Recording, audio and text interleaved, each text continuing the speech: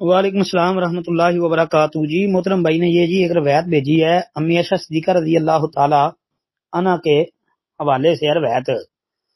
جس میں وہ کہتی ہیں فقدت رسول اللہ صلی اللہ علیہ وسلم لیلۃ فخرجت فاذا هو بالبقیع فقال۔ آگے یہ ساری لمبی حدیث جو ہے یہ انہوں نے بھیجی ہے، کہتے ہیں جی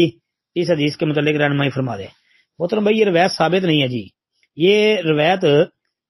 جامع ترمذی کے اندر آتی ہے 739 نمبر پر، اور اس روایت کو نقل کرنے کے بعد امام ترمذی رحمہ اللہ رحمتاً واسعہ جو ہیں وہ فرماتے ہیں کہ ان کا کلام ہے، کہتے ہیں حدیث عائشہ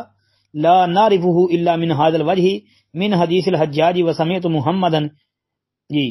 کہتے ہیں کہ یہ حدیث جو عائشہ رضی اللہ عنہا ہے اس کو ہم نہیں پہچانتے مگر اسی سند سے،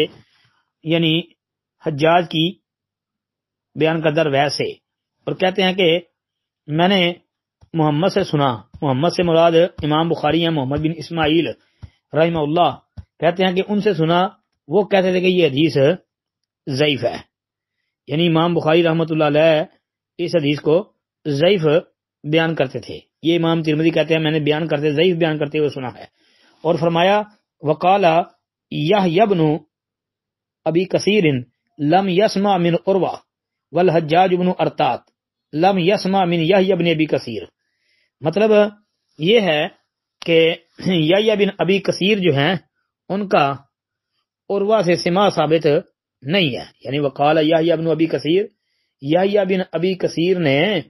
لم یسمع من عروہ سے نہیں سنا، اور والحجاج بن ارطاط، اور حجاج بن ارطاط جو ہے لم یسمع من یحیی بن ابی کثیر، اس نے یحیی بن ابی کثیر سے نہیں سنا، تو یہ روایت جو ہے یہ بھائی ثابت نہیں ہے۔ جی اس کا ترجمہ صرف آپ کے سامنے رکھ دیتا ہوں کہ بھائیوں کو پتہ چل جائے روایت کا۔ وہ امی عائشہ صدیقہ کی طرح یہ منسوب ہے نا، وہ کہتی ہیں کہ میں نبی علیہ السلام کو ایک رات غیب پایا، گم پایا، تو میں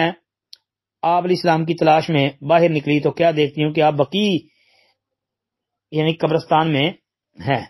آپ نے فرمایا کیا تم ڈر رہی تھی کہ اللہ اور اس کے رسول تم پر ظلم کریں گے؟ میں نے عرض کیا اللہ کا رسول میرا گمان تھا کہ آپ اپنی کسی بیوی کے ہاں گئے ہوں گے۔ آپ نے فرمایا اللہ تعالیٰ 15ویں شعبان